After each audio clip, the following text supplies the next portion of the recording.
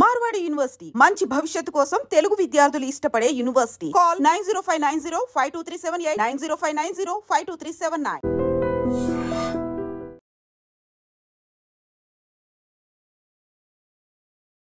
మరోసారి ఒక వివాహిత మరి ఆత్మహత్య చేసుకుందా, లేకపోతే అత్త మామలే లేకపోతే వాళ్ళ హస్బెండే కలిసి చంపేశారా అనేది కూడా ఇప్పుడు పోలీస్ ఎంక్వైరీలో తేలే అవకాశం అయితే కనిపిస్తోంది. యాక్చువల్లీ ఈ అమ్మాయి పేరు వచ్చేసి జాస్మిన్. ఈమె ఖమ్మం జిల్లా వాసి అండ్ ఇక్కడ ఎల్బీ నగర్లో నివాసం ఉంటున్నటువంటి రాజశేఖర్కి 2021వ సంవత్సరంలో అన్ని కట్న కానుకలు ఏవేవైతే అడిగారో వాటన్నిటిని కూడా సమకూర్చి చాలా గ్రాండ్గా మ్యారేజ్ చేశాము అని ఇప్పుడు అమ్మాయి తరఫున తల్లిదండ్రులు అట్లాగే బంధువులు చెప్తున్నారు. అయితే పెళ్ళైన తర్వాత అంటే 2021 మ్యారేజ్ అయితే కేవలం ఒక 4 నెలలు 5 నెలలు మాత్రమే మంచిగా చూసుకున్నారు. ఆ తర్వాత మాత్రం అన్ని విధాలుగా మా అమ్మాయిని టార్చర్ పెట్టడం స్టార్ట్ చేశారు.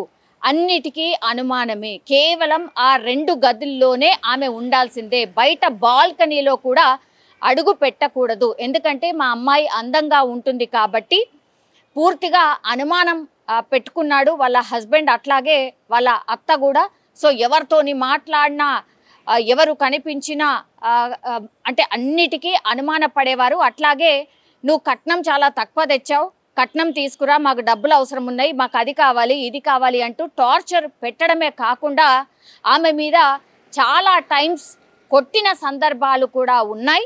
అయితే ఒక 2 సంవత్సరాల క్రితం ఇట్లనే చాలా పెద్దగా కొట్టడం చేయడం చేస్తే మా అమ్మాయిని మేము తీసుకొచ్చాం, పూర్తిగా గాయాల పాలైనటువంటి మా అమ్మాయికి ట్రీట్మెంట్ చేసిన తర్వాత మేము ఒకటే చెప్పాం, మేమైతే మా అమ్మాయిని పంపించాం, మీ మీద కేసు పెడుతున్నాం అన్న మాట చెప్పిన తర్వాత వాళ్ళ బంధుమిత్రులు అందరు వచ్చారు. కానీ అప్పుడు కేవలం లేడీస్ వస్తే మేము పంపించము, ఖచ్చితంగా మీ తరఫున పెద్దవాళ్ళు ఎవరైనా రావాల్సిందే, వచ్చిన తర్వాత కానీ మేము మాట్లాడి పంపించాం, అప్పటి వరకు మీకు కేసు పెడతాము, విమెన్ వింగ్కి సంబంధించిన దాంట్లో కేసు పెడతాము అని ఖమ్మంలో ఉన్నప్పుడు వీళ్ళు స్పష్టంగా ఈ వాళ్ళ హస్బెండ్ వాళ్ళ బంధువులకైతే చెప్పడం జరిగింది.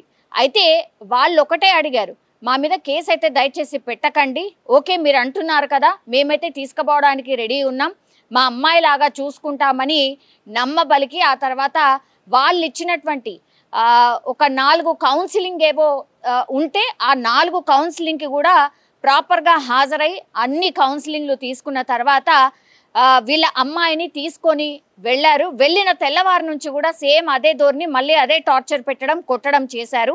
ఇంకా ఏమనుకుందో ఏందో మా అమ్మాయి, మరి ఏం జరిగిందో తెలియదు. కానీ నిన్న మొన్న అంటే 2 రోజుల క్రితం నుంచి కూడా మా అమ్మాయి నాతో మాట్లాడలేదు, ఎందుకంటే మా అమ్మాయి బాగాలేదు, అత్తగారింట్లో బాగుండట్లేదు అని తెలుసు కాబట్టి రోజు మా అమ్మాయితోని మాట్లాడేదాన్ని. కానీ 2 రోజుల నుంచి మా అమ్మాయి ఫోన్ చేయలేదు. నిన్న ఎందుకో మేము 2 రోజులు అయింది కదా ఫోన్ చేయలేదు అని ఫోన్ చేస్తే కనీసం లిఫ్ట్ చేయలేదు, మార్నింగ్ అవర్స్లో ఫోన్ చేస్తే లిఫ్ట్ చేయలేదు. తీరా చూస్తే సాయంత్రమే వాళ్ళ తరఫు నుంచి ఫోన్ వచ్చింది, మీ అమ్మాయి ఇలా చనిపోయింది అని. ఇంకా మేము ఖమ్మం నుంచి ఇక్కడికి వచ్చే వరకు అత్యంత దారుణమైన పరిస్థితిలో మా అమ్మాయి కనిపించింది. వాళ్ళు ఒకటే క్వశ్చన్ చేస్తున్నారు, యాక్చువల్లీ ఉరి వేసుకుంటే ఒకవేళ మా అమ్మాయి చున్నీతోనో లేకపోతే దగ్గరలో ఉన్నటువంటి ఆ శారీనో ఇంకేదో దాంతో వేసుకోవాలి, కానీ అక్కడ కంప్లీట్లీ కనిపిస్తుంది ఆ ఫ్యాన్కి అట్లాగే ఆమె మెడకి ఉన్నటువంటి వైర్ ఏదైతే ఉందో ఆ వైర్తోని ఉరి వేసుకున్న పరిస్థితి ఉంది. ఒకటే అడుగుతున్నా, మా అమ్మాయి హైట్ వచ్చేసి 5 అంగుళాలు, అక్కడ ఫ్యాన్కి ప్లస్ కింద భూమికి ఉన్నటువంటి డిస్టెన్స్ 5.5 అంగుళాలు అట్లా మాత్రమే ఉంది. ఎట్లా సాధ్యం అవుతుంది? ఇది ఉరి వేసుకోలేదు ఖచ్చితంగా, ఎందుకంటే మా అమ్మాయి శరీరం మీద కూడా పూర్తి గాయాల మార్కులు ఉన్నాయి, కమిలిపోయినట్టుగా ఉంది బాడీ మీద కూడా. సో కొట్టి అత్త అట్లాగే హస్బెండే చంపేశారు అని క్లియర్ కట్గా చెప్తున్న పరిస్థితి అయితే కనిపిస్తోంది. ఈ కేసులో ఏం జరిగిందో తెలియదు కానీ 2021లో 4 నెలల నుంచి టార్చర్ చేస్తే ఇట్లాంటి టార్చర్ చేసే హస్బెండ్ సరే ఎవరైనా సరే బాగుండాలి, ఎందుకంటే అమ్మాయికి ఒకసారి మ్యారేజ్ చేసిన తర్వాత చిన్న చిన్న గొడవలు వస్తే సర్ది చెప్పడానికి ప్రయత్నిస్తూ ఉంటారు. అట్లాగే పెద్ద మనుషుల పంచాయతీలు అయిన తర్వాత సెటిల్ అయ్యి మళ్ళీ మంచిగా కాపురం చేసుకున్న సందర్భాలు ఉంది. కానీ ఈ ఇన్సిడెంట్లో మాత్రం 2 సార్లు 3 సార్లు ఎన్నిసార్లు చెప్పినా ఆ మనిషి మారలేదు. కాబట్టి ఇప్పుడు అమ్మాయిని మరి సొసైటీ ఏమనుకుంటుందా అని పంపించారా లేకపోతే ఇంకా ఏమనుకున్నారా తెలియదు, కానీ ఆ అమ్మాయిని పంపించడం ఇప్పుడు అతిపెద్ద మిస్టేక్ అని మనకే ఇప్పుడు ఈ స్టోరీ విన్నా అర్థమవుతోంది. సో పాపం ఆమె ఏమీ చెయ్యలేక, ఒకవేళ చెప్పినా మళ్ళీ సర్ది చెప్పి మళ్ళీ ఇక్కడికే పంపిస్తారు అనుకుందా, ఏమైందో తెలియదు. బట్ లాస్ట్కి వస్తే అమ్మాయి ప్రాణం అయితే పోయినటువంటి సందర్భం అయితే కనిపిస్తోంది. ఈ విషయంలో నిజంగా ఎవరిది తప్పు, మీకు ఏమనిపిస్తోంది యాజ్ ఎ వ్యూయర్గా? కామెంట్ చేసి దయచేసి చెప్పాల్సిందిగా కోరుతున్నాం. నమస్తే సార్, నా పేరు కట్టా సుభాషిని, మా ఆయన పేరు కట్టా వెంకటేశ్వర్లు. మాకు 2 అమ్మాయిలు. మాకు ఈ చిన్న అమ్మాయి, మా అమ్మాయి ఇప్పుడు చనిపోయిన అమ్మాయి, మా చిన్న అమ్మాయి. ఆమెకి 2021 సెప్టెంబర్ 1 తారీఖున మేము ఘనంగా బంధుమిత్ర సభ వారంతో ఘనంగా పెళ్లి చేసి పంపించాం సార్. పెళ్లి చేసినప్పుడు బాగానే ఉన్నారు సార్. 4 నెలల తర్వాత నుంచి ఆమెకి టార్చర్ మొదలైంది సార్. ఏ రకంగా అంటే అన్ని రకాలుగా అన్ని వైపుల నుంచి ఒత్తిడి తీసుకొచ్చి మా అమ్మాయిని బాగా టార్చర్ పెట్టారు సార్. డబ్బుల కోసం బాగా ఇబ్బందులు పెట్టారు సార్ మా అమ్మాయిని. మా అమ్మాయి తట్టుకోలేక పోయిన సంవత్సరం 2 సంవత్సరాల బ్యాగ్ కూడా బాగా కొట్టాడు సార్. విపరీతంగా కొట్టి లేవలేకుండా చేస్తే బాగు చేయించుకున్నాను సార్. తీసుకెళ్ళి బాగు చేయించుకున్నాక మళ్ళీ వచ్చాడు తీసుకెళ్ళడానికి. వస్తే అట్లా కాదు, మీ పెద్ద మనుషుల్ని తీసుకొని రా అంటే పెద్ద మనుషుల్ని తీసుకొని వచ్చారు సార్. పెద్ద మనుషుల్ని తీసుకొని వచ్చినా వాళ్ళు లేడీస్ని తీసుకొని వస్తే మేము లేడీస్ని తీసుకొని వస్తే పంపించము కదా, పెద్ద మనుషులు కావాలి అంటే వాళ్ళ పెద్ద మనుషుల్ని కూడా పట్టుకొని వచ్చారు సార్. మాట్లాడి చెప్పారు, మేమేమి చెయ్యము, మేమేమి ఇది చెయ్యము, మిమ్మల్ని మీ అమ్మాయిని మా అమ్మాయి లాగా చూసుకుంటామని వాళ్ళు తీసుకెళ్లారు సార్. అంతటితోటి బాగానే ఉంది. తీసుకెళ్లిన నెక్స్ట్ డే నుంచి మళ్ళీ టార్చర్ మొదలు సార్. తెల్లవారు వాళ్ళు తీసుకెళ్ళిండు, నైట్ వాళ్ళు వచ్చేసరికి 10 అయింది. తెల్లవారి పొద్దున మళ్ళీ గోల, మీ నాన్నకి ఇది, మీ నాన్నకి అది. ఇంకా ఆయన వర్షం ఎట్లుంటదంటే సార్, ఏ మాసలో కూడా అట్లా ఉండరు సార్. ఇవాళ కూలి పని చేసుకునేవాడు భార్యని బ్రహ్మాండంగా చూసుకుంటాడు సార్.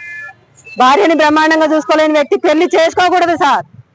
ఒకటే ఎందుకు వేధిస్తున్నాడు? మా అమ్మాయి ముద్దుగా ఉంటది, అందంగా ఉంటది. వాడికి అనుమానం. ఆమె ఇంట్లో కాలు బయట పెట్టదండి. ఇంట్లో ఉన్న కాలు బయట పెట్టదు. బయట సెల్లార్ లో కూర్చున్నా కూడా ఆయనకి నచ్చదు. ఏమైనా ఆ 2 గదులు ఆ గదులు అన్లే. అట్లీస్ట్ కొరియర్ బాయ్ వచ్చినా కూడా ఆమె బయటికి ఇట్లా రావడానికి లేదు సార్. అది నేను ప్రత్యక్షంగా చూశాను సార్. మేము ఇచ్చే బోడీ డబ్బులకి ఇంకా దానికి ఇంకోటి మీరు యాడ్ చేసుకోవచ్చు సార్. ఆ పదం నేను మాట్లాడలేదు. నేను మాట్లాడితే బాగోదు సార్. మేము సూసైడ్ నోట్ అలాంటి ఏం లేవండి. మా అమ్మాయి సార్ పోయిన సంవత్సరం ఇట్లనే చేస్తే మాట్లాడి తీసుకొచ్చారు. మళ్ళీ సెప్టెంబర్ లో మళ్ళీ ఇది రిపీట్ అయింది. మా అమ్మాయి గాయాలతో మా ఇంటికి వచ్చింది. మేము ఖమ్మం ఉమెన్ పోలీస్ లో మేము కేసు పెట్టాము. కేసు పెడితే వాళ్ళు అన్నారు కౌన్సిలింగ్ ఇస్తారమ్మా, 4 కౌన్సిలింగ్ ఇచ్చినాక అన్ని సర్దుకుంటే చూద్దాం, లేకుంటే లేదు అని చెప్పారు సార్. 4 సార్లు కౌన్సిలింగ్ చేశారు. పెద్ద మనుషులు తీసుకొని వచ్చారు. ఆలయాల పడి లేదు మేము ఏం కాదు అని చెప్పి ఇది చేశారు. 4 నెలల తర్వాత జనవరిలో తీసుకొచ్చారు సార్. జనవరిలో వచ్చిన కాడ నుంచి మళ్ళీ అది రిపీట్ సార్. అమ్మాయి మాకు చెప్పుకోలేక ఊకోలేక అందులో నరక యాతన అనిపించింది సార్. కానీ నిన్న మాత్రం అమ్మాయి సూసైడ్ అని పేపర్లో, ఈనాడు పేపర్లో ఇచ్చారు సార్. అది సూసైడ్ కాదు సార్, పక్కా ప్లాన్ తో చేసిన మర్డర్ సార్. అది వాళ్ళ ఫ్యామిలీ మెంబర్ కలిసి. మా అమ్మాయి చచ్చిపోయేంత పిరికిది కాదు సార్ నా కూతురు. ఏ సమస్య ఉన్నా తట్టుకొని నిలబడేయగలిగేంత ఉంది కాబట్టి 4 సంవత్సరాల నుంచి వాళ్ళు 3 సంవత్సరాల నుంచి అంత టార్చర్ చేస్తున్నా తట్టుకొని నిలబడగలిగింది సార్. మేము ఖమ్మం PS లో మేము అయింది బట్ ఇలా కంప్లైంట్ ఇప్పుడు నిన్న చేసాం సార్. నిన్న కంప్లైంట్ ఇచ్చాము. వాళ్ళు అరెస్ట్ చేసినామా అంటున్నారు కానీ చేసింది మాకు చూపించట్లేదు సార్. మనుషుల్ని 2 తల్లి కొడుకు అయితే మా హ్యాండ్ లోనే ఉన్నారు. ఇంకా మిగతా 3 మాత్రం లేరు సార్. మరి మా కూతురు ఆత్మకి శాంతి కలిగించేటట్టు చూడండి సార్. మీ జీవితాంతం మీకు మీ ఫోటోలు పెట్టుకొని నేను బతుకున్నంత కాలం మిమ్మల్ని పూజిస్తాను సార్. నా కూతురు మీ కూతురు లాంటిది అనుకోండి సార్. నా కూతుర్లో నేను అల్లారి ముద్దుగా పెంచుకున్నా సార్. నేను పిచ్చుక గుడ్లో పెంచుకున్నట్టు పెంచుకొని రాబందుకు వేసినట్టు వేసాను సార్. నా బాధను మీరు కొంచెం పట్టించుకోండి సార్. మీకు నమస్కారం సార్.